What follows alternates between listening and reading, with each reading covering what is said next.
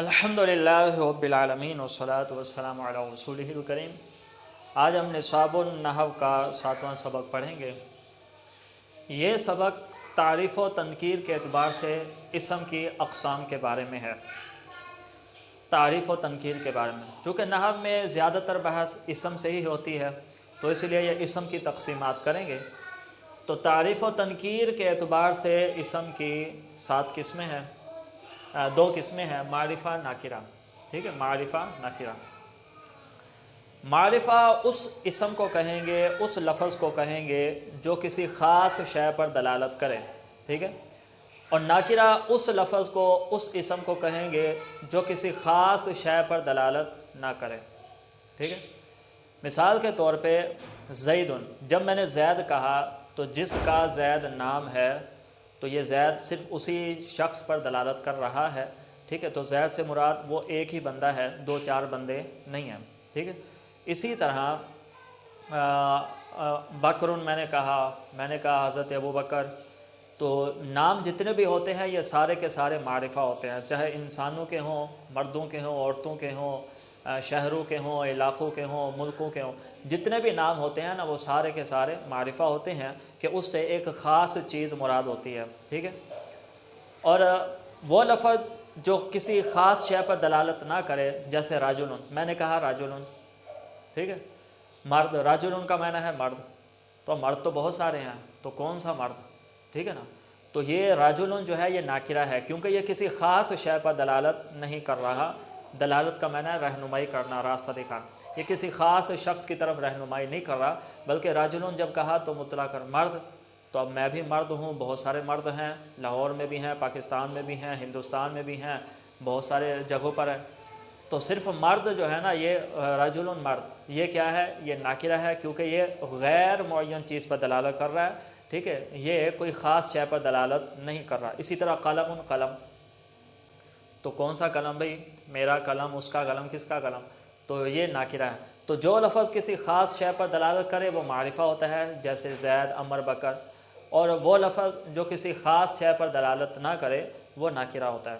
ٹھیک ہے، اب آتے ہیں ان کی اقسام کی طرف، کہ معرفہ کی 7 قسمیں ہیں جو میں نے یہ یہاں لکھی ہوئی ہیں، اور ناکرہ کی 2 قسمیں ہیں۔ ٹھیک ہے، معرفہ ناکرہ کا آپ کو پتہ چل گیا۔ اب کون کون سے لفظ معرفہ ہوتے ہیں وہ ان کی قسموں سے پتہ چلے گا۔ ٹھیک ہے، نمبر 1، معرفہ کی پہلی قسم ہے اسم ضمیر۔ ٹھیک ہے، ضمیر، ضمیر جیسے ہم اردو میں استعمال کرتے ہیں نا، اردو میں بھی ضمیریں ہوتے ہیں، جیسے میں کہتا ہوں میں، تو میں اردو کی ضمیر ہے، ہم، یہ بھی اردو کی ضمیر ہے۔ ٹھیک ہے، اسی طرح اس، یہ بھی اردو کی ضمیر ہے، وہ، ٹھیک ہے، اس، اسی طرح تو، تم، آپ، یہ اردو کی ضمیریں ہیں۔ اسی طرح انہی کا تو آپ عربی میں ترجمہ کریں تو میں کو عربی میں انا کہتے ہیں، تو یہ عربی میں ضمیر ہوگی۔ اسی طرح انتا، تو، یہ عربی کی ضمیر ہے، ہوا، وہ، ٹھیک ہے، یہ عربی کی۔ تو یہ ضمیریں بھی معرفہ ہوتی ہیں، کیونکہ جب میں نے کہا میں، تو میں سے صرف میں ہی مراد ہو نا، کوئی اور تو مراد نہیں ہے، تو جو بندہ میں کہے گا تو اس سے وہی مراد ہوگا، خاص چیز پر دلالت کرتا ہے۔ اسی طرح میں، جو میرے سامنے ہوگا میں اس کو کہوں گا تو وہ خاص چیز ہے۔ تو ضمیریں یہ سب کی سب معرفہ ہوتی ہیں۔ ٹھیک ہے، پھر ضمیریں 5 ہوتی ہیں، 5 قسم کی، وہ بھی آئے گا انشاءاللہ۔ ابھی آئے اسم علم کی طرف۔ علم نام کو کہتے ہیں۔ ٹھیک ہے، تو نام کا تو آپ کو میں نے بتا ہی دیا ہے کہ جتنے بھی نام ہیں وہ سارے کے سارے کیا ہیں؟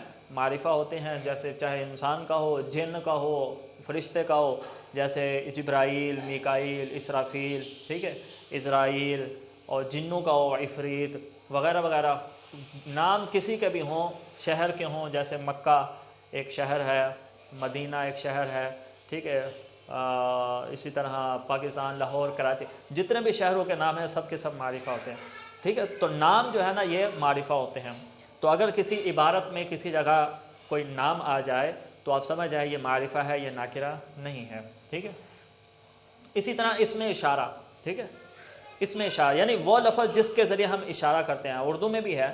مثلا میں کہتا ہوں یہ کرسی، یہ کرسی، تو میں کرسی کی طرف اشارہ کر کے کہہ رہا ہوں یہ، تو وہ جو یہ ہے نا تو اس سے وہ خاص کرسی ہی مراد ہے، ہر کرسی مراد نہیں ہے۔ ٹھیک ہے، تو یہ اسم اشارہ چاہے وہ قریب کا ہو، یہ دور ہے تو میں کہوں گا وہ درخت، ٹھیک ہے نا، تو جس کی طرف میں اشارہ کر رہا ہوں وہ خاص ہی ہو گیا نا، تو وہ ناکرہ نہ رہا، ٹھیک ہے، وہ خاص ہو گیا، وہ معین ہو گیا، تو لہٰذا اس میں اشارہ جو ہے نا یہ بھی معرفہ کی قسم میں داخل ہو گئے۔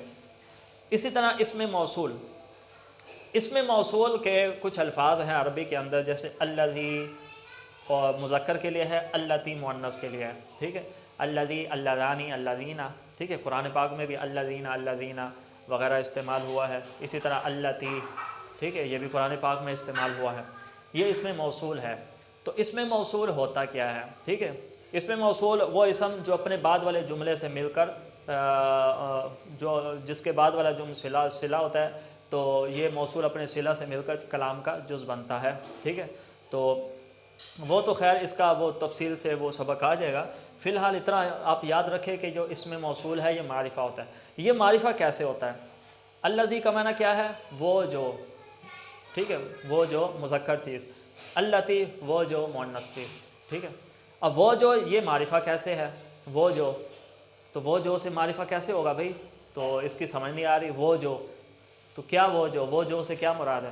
اور بھائی بات یہ ہے، ہم جب اردو میں بات کرتے ہیں نا، مثلا ایک بندے کو میں نے کہا بھائی زید میرے پاس آیا تھا، اچھا اس کو زید کا پتہ تھا لیکن وہ تھوڑا بھول چکا ہے، زید کے بارے میں اس کا نام بھول چکا ہے، ٹھیک ہے، وہ اس کی ذات کو جانتا ہے، اس کے نام کو نہیں جانتا، ٹھیک ہے۔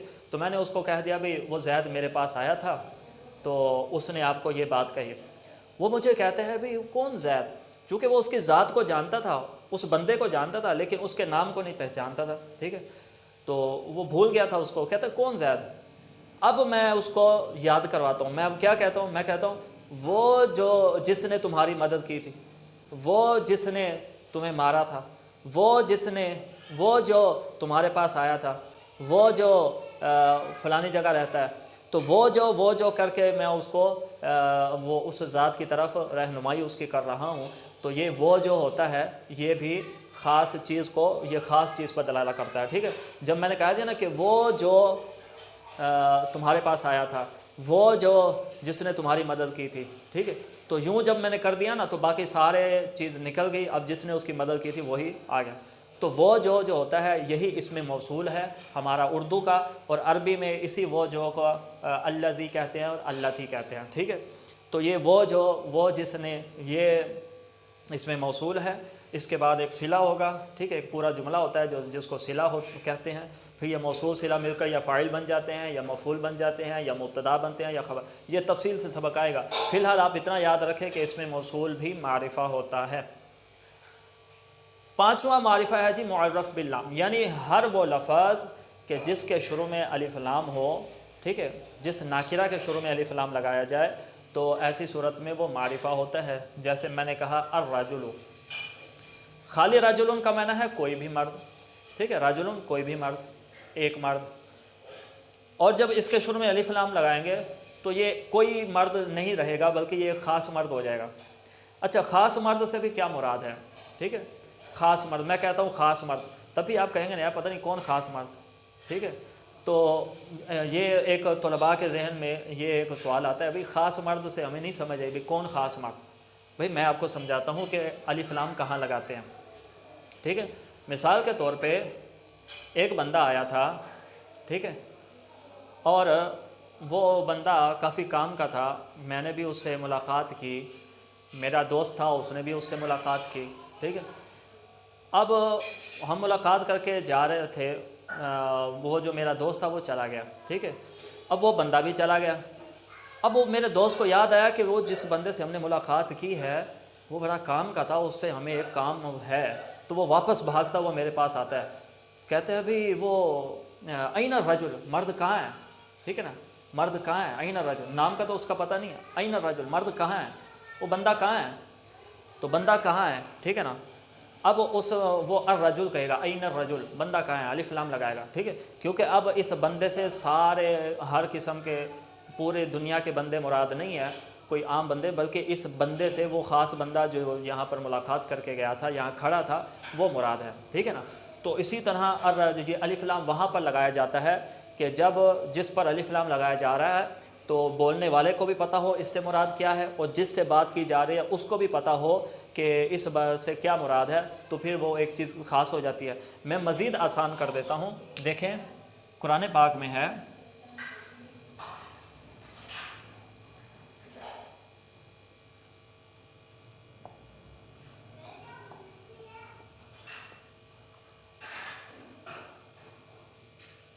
فَعَصَىٰ فِرْعَوْنُ الرَّسُولَ، پس فرعون نے رسول کی نافرمانی کی، ٹھیک ہے۔ اب رسول پہ الف لام ہے، اب رسول تو 313 ہیں، تو کوئی بندہ یہ کہہ سکتا ہے بھی رسول تو 313 ہیں، کس رسول کی نافرمانی کی، ٹھیک ہے۔ تو یہ سوال نہیں بنتا، کیوں؟ کیونکہ یہ الف لام نے رسول کو خاص کر دیا کہ فرعون نے ہر رسول کی نافرمانی نہیں کی ہے، بلکہ جس کے دور میں فرعون تھا اسی رسول کی نافرمانی کی ہے نا۔ تو جب اللہ تعالیٰ نے فرمایا فَعَصَىٰ فِرْعَوْنُ الرَّسُولَ، تو فرعون نے رسول کی نافرمانی کی، تو رسول سے سارے رسول مراد نہیں ہیں، کیونکہ ہمیں بھی پتہ ہے کہ فرعون حضرت موسیٰ علیہ السلام کے زمانے میں تھا، تو پھر فرعون نے موسیٰ علیہ السلام جو رسول ہیں ان کی نافرمانی کی۔ تو دیکھا چونکہ یہ معرفہ ہے، یہ خاص رسول، ٹھیک ہے نا، اور وہ حضرت موسیٰ علیہ السلام، تو اس رسول سے سارے رسول مراد نہیں ہیں، ٹھیک ہے۔ نہ حضرت ابراہیم مراد ہیں، نہ حضرت عیسیٰ مراد ہیں، نہ حضرت داؤد مراد ہیں، بلکہ اس رسول سے مراد حضرت موسیٰ علیہ السلام ہے، کیونکہ اس پر الف لام داخل ہے، اس نے رسول کو خاص کر دیا، ٹھیک ہے نا۔ تو لہٰذا یہ بات ہے، تو الف لام جس لفظ پر لگ جاتا ہے تو پھر ایسی صورت میں وہ اس سے ہر چیز مراد نہیں ہوتی، بلکہ وہ ایک خاص چیز مراد ہوتی ہے، اور وہ پتہ چل ہی جاتا ہے۔ میں بول رہا ہوں تو مجھے بھی پتہ ہوگا اس سے کیا مراد ہے، جس کو بتا رہا ہوں اس کو بھی پتہ ہوگا۔ یہ جیسے جیسے آپ نحو پڑھیں گے نا، یہ آپ کو بآسانی سمجھ آ جائے گا۔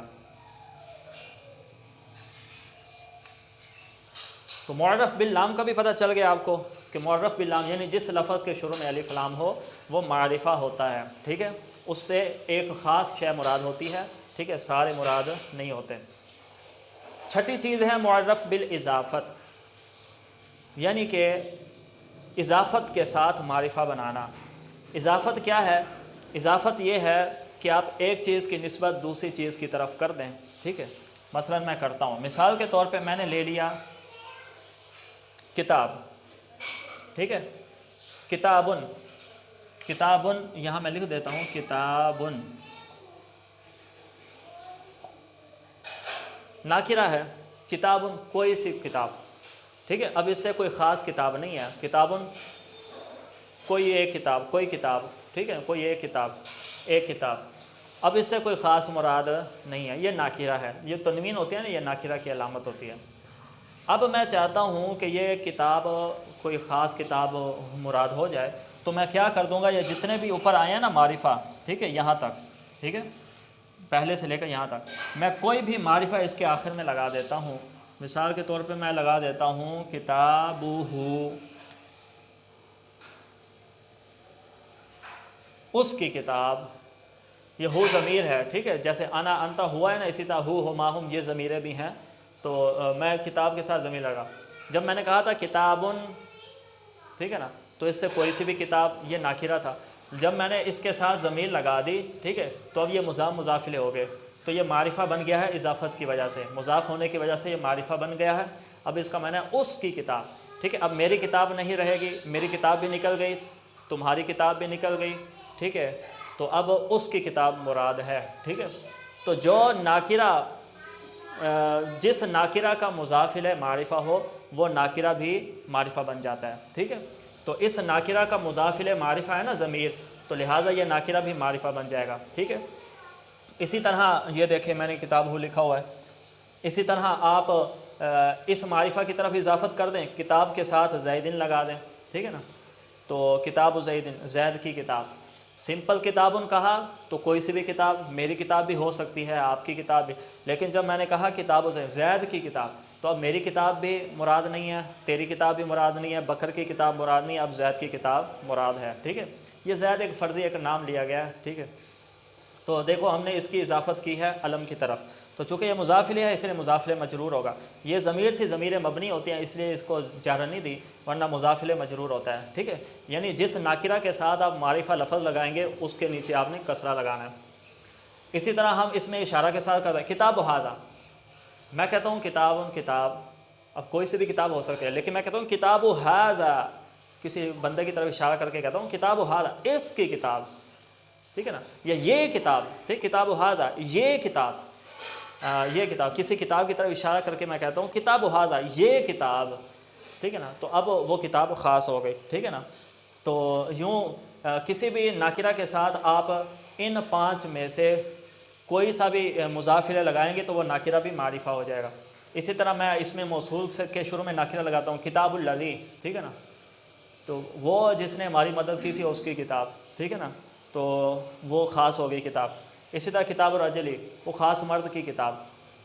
خلاصہ کلام یہ ہے کہ ان معرف بالاضافت کیا ہے، کوئی بھی ناکرہ ہو، ٹھیک ہے، کوئی سا بھی ناکرہ ہے تو اس ناکرہ کے ساتھ آپ نے مضاف الیہ ان 5 میں سے کوئی ایک لگانا ہے، ضمیر لگا دیں، ٹھیک ہے، یا اس میں اشارہ، تو جس ناکرہ کا مضاف الیہ ان 5 میں سے کوئی ایک لگ گیا تو وہ ناکرہ بھی معرفہ ہو جائے گا۔ اور یاد رکھیں جو پہلے سے ہی معرفہ ہو وہ مضاف نہیں بنتا، ٹھیک ہے، مثال کے طور پہ زیدن، یہ پہلے سے ہی معرفہ ہے تو میں اس کو مضاف نہیں بنا سکتا، اس کا مضاف الیہ نہیں لگا سکتا، یہ پہلے سے ہی معرفہ ہے، ٹھیک ہے نا۔ تو میں یوں نہیں کہہ سکتا زیدہ اس کا زید، میں ایسے نہیں کہہ سکتا، ٹھیک ہے، یہ غلط ہوگا۔ جو مضاف ہوتا ہے وہ ناکرہ ہوتا ہے، لیکن مضاف الیہ کی وجہ سے وہ معرفہ بن جاتا ہے، بذات ہی وہ معرفہ نہیں ہوتا، دوسرے کی وجہ سے وہ معرفہ بن جاتا ہے، ٹھیک ہے نا۔ تو یہ معرف بالاضافت ہے کہ کسی بھی ناکرہ کو آپ رکھیں اس کے ساتھ ان 5 میں سے کوئی بھی معرفہ لگا دیں تو وہ ناکرہ بھی معرفہ بن جائے گا، یہ مطلب ہے معرف بالاضافت، یعنی مضاف الیہ کی وجہ سے معرفہ بنانا۔ آگے ہے معرف بالندا۔ معرف بالندا یہ ہے کہ آپ کسی بھی لفظ کے شروع میں آپ یا حرف ندا لگا دیں تو وہ معرفہ بن جاتا ہے، ٹھیک ہے، جیسے یا زید، زید تو پہلے ہی معرفہ ہے، ٹھیک ہے، لیکن میں اگر کسی ناکرہ کے شروع میں بھی یا لگاتا ہوں کہ میں کہتا ہوں یا رجل، تو ایسی صورت میں وہ جو ناکرہ ہے وہ بھی معرفہ بن جائے گا، ٹھیک ہے نا۔ یا رجل، جو یا ہے یہ ناکرہ اور معرفہ دونوں کے شروع میں آ سکتا ہے، تو معرفہ کے شروع میں تو آئے گا، تو معرفہ تو پہلے سے ہی معرفہ ہے، لیکن اگر کسی ناکرہ کے شروع میں بھی یا حرف ندا آ جائے تو وہ اس کو معرفہ بنا دیتا ہے۔ ظاہر سی بات ہے جب میں کسی بندے کو بلاؤں گا، میں کہوں گا اے مرد، تو وہ کسی میں خاص بندے کو ہی بلا رہا ہوں نا، کہ ہر بندے کو تو نہیں بلا رہا، ٹھیک ہے نا۔ تو یہ آگے میں نے 2 اور چیزیں اس لیے لکھی ہیں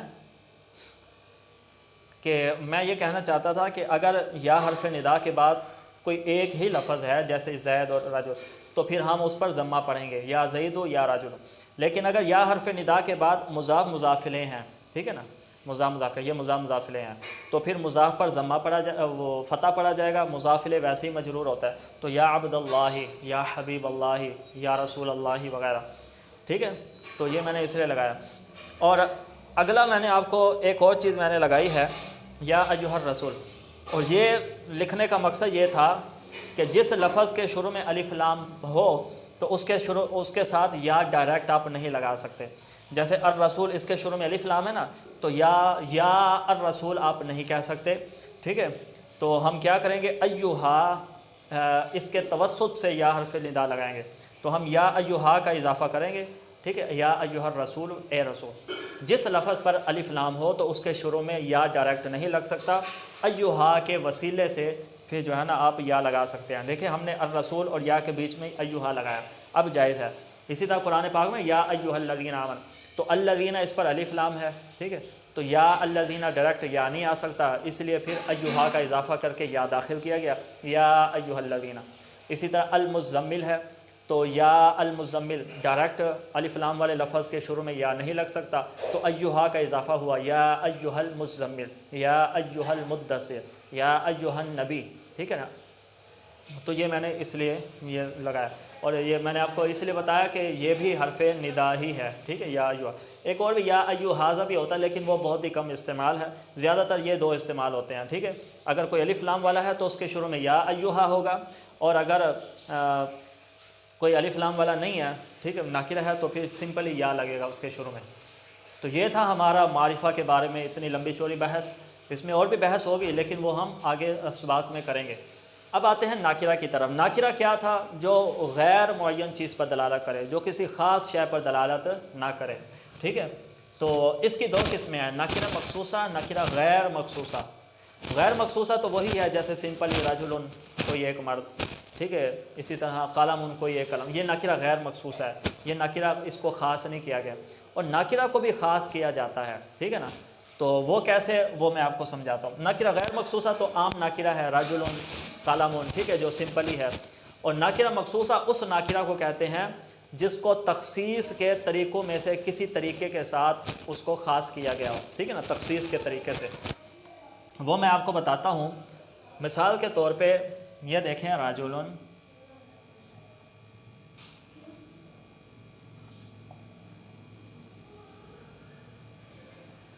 رجل یہ نکرہ ہے، اور یہ نکرہ غیر مخصوص ہے، یعنی اس کو خاص نہیں کیا گیا، کوئی ایک مرد، ٹھیک ہے، کوئی مرد۔ اب میں چاہتا ہوں اس نکرہ کو خاص کر دوں، ٹھیک ہے، تو خاص میں کیسے کروں گا؟ یا تو میں اس کی صفت لگا دوں گا، ٹھیک ہے، یہ موصوف بن جائے گا، وہ صفت بن جائے گی، تو یہ نکرہ مخصوصہ ہو جائے گا، ٹھیک ہے۔ مثال کے طور پہ اب رجل سے مراد کیا ہے؟ مرد ہے، دنیا میں جتنے بھی مرد ہیں نا، اس میں سے کوئی ایک بھی مراد ہو سکتا ہے، لیکن میں اس کی صفت لگا دیتا ہوں رجل عالم، عالم مرد ہے، ابھی بھی یہ نکرہ ہی ہے، کیونکہ عالم مرد بھی بہت سارے ہیں، ٹھیک ہے، لیکن اس کی جو وہ جو پہلے اس کے اندر بہت زیادہ عموم تھا کہ پوری دنیا میں جتنے بھی مرد ہیں کوئی ایک مرد مراد ہو سکتا تھا، لیکن جب میں نے اس کی صفت عالم لگائی نا، اب پوری دنیا میں سارے مرد اس رجل سے مراد نہیں ہو سکتے، بلکہ اب صرف وہ مرد مراد ہو سکتے ہیں جو عالم ہیں، ٹھیک ہے۔ مزید آسان کر دوں، مثال کے طور پہ پوری دنیا میں مثال کے طور پہ 100 بندے ہیں، ٹھیک ہے نا، 100 مرد ہیں، 100 مرد ہیں، 50 عالم ہیں اور 50 غیر عالم ہیں، ٹھیک ہے، 50 عالم ہیں اور 50 غیر عالم ہیں۔ آپ کو سمجھانے کے لیے میں سمپلی بولتا ہوں رجل، تو ہے تو وہ سارے کے سارے مرد نا، تو پورے 100 میں سے کوئی ایک مرد بھی مراد ہو سکتا ہے، ٹھیک ہے، لیکن جب میں کہتا ہوں رجل عالم، تو اب ان 100 مردوں میں سے جو غیر عالم ہیں وہ نکل جائیں گے، ٹھیک ہے نا، تو وہ نکل جائیں گے، اب صرف اور صرف عالم مرد ہی مراد ہیں، ٹھیک ہے، وہ غیر عالم مراد نہیں ہیں، ٹھیک ہے۔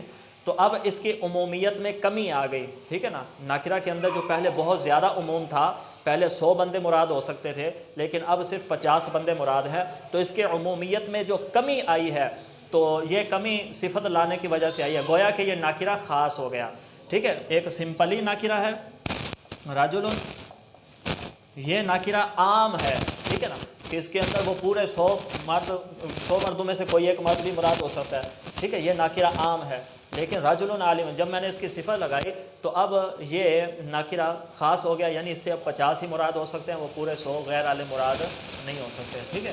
تو یہ ایک تخصیص کا طریقہ ہے، کسی نکرہ کو خاص کرنا چاہتے ہیں تخصیص کے طریقوں میں سے، ٹھیک ہے، نکرہ مخصوصہ بنانا چاہتے ہیں، تو ایسی صورت میں آپ اس کی صفت لگا دیں، ٹھیک ہے، جیسے یہ لگائی، یا دوسرا کام کریں، آپ اس کا مضاف الیہ لگائیں، جیسے رجل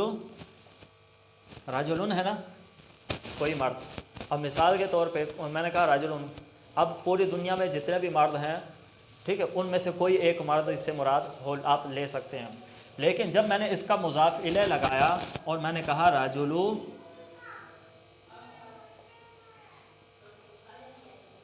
کراتشی، میں نے کہا کراچی کا مرد، تو جب میں نے کراچی کا مرد کہا نا، تو اب لاہور کا مرد اس سے مراد نہیں ہو سکتا، ٹھیک ہے نا، اور اسی طرح ملتان کا، مری کا، کسی اور شہر کا مرد مراد نہیں ہو سکتا، اب صرف کراچی کا مرد ہی مراد ہو سکتا ہے، ٹھیک ہے۔ تو یہ کیا ہو گیا؟ نکرہ غیر مخصوصہ ہے، اور یہ نکرہ مخصوصہ ہو گیا، ٹھیک ہے نا، کراچی کا مرد، تو اس کا ہم نے مضاف الیہ لگایا۔ اچھا، یہ تو ہے معرفہ، تو اس کو ہم معرفہ ہم مضاف نہیں لگاتے، بلکہ ہم وہ کرتے ہیں کوئی نکرہ لگاتے ہیں، کیونکہ میں نے کراچی لگایا ہے تو کراچی کا مرد، تو یہ خاص ہو گیا، کیونکہ ہم نے جو تخصیص کرنی ہے وہ نکرہ لگانے کے ساتھ کرنی ہے، معرفہ نہیں لگانا، تو معرفہ لگائیں گے تو وہ معرفہ ہو جائے گا۔ تو ہم یہاں پر کرتے ہیں جی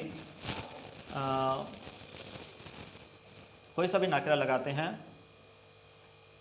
مثلا یہ قلم ہے، قلم کا معنی ہے کوئی بھی قلم، ٹھیک ہے، تو کسی بھی کوئی مرد کی قلم بھی مراد ہو سکتی ہے، عورت کی قلم بھی، اس کے اندر بہت زیادہ عموم ہے، تو ہم اس کے ساتھ کوئی نکرہ لگا دیتے ہیں، قلم رجل، ٹھیک ہے نا, ناکرہ لگائیں گے, معرفہ نہیں لگانا. قلم مرد کا قلم, اب مرد کا قلم ہے جی, اب اس کے اندر عورتوں کے قلم نکل گئے. ٹھیک ہے, اب عورتوں کے قلم اس قلم سے مراد نہیں ہو سکتے, اب مرد کے قلم ہی ہوتے ہیں. ٹھیک ہے, خلاصہ کلام یہ ہے کہ جب آپ کسی ناکرہ کی معرفہ کی طرف اضافت کریں گے تو وہ بھی معرفہ ہو جائے گا, لیکن اگر آپ کسی ناکرہ کی ناکرہ کی طرف اضافت کریں گے یعنی مضاف الیہ ناکرہ لگائیں گے تو پھر وہ ناکرہ مخصوصہ بن جائے گا, وہ پھر معرفہ نہیں ہوگا. ٹھیک ہے, اسی طرح آپ ناکرہ کی صفت لگائیں گے تو وہ ناکرہ مخصوصہ بن جائے گا, وہ ناکرہ خاص ہو جائے گا. تو یہ ناکرہ کی دو قسم ہے, ناکرہ غیر مخصوصہ جو سمپلی ناکرہ ہے جیسے قلم قلم. ٹھیک ہے, تو یہ ہمارا معرفہ اور ناکرہ کا سبق مکمل ہوا.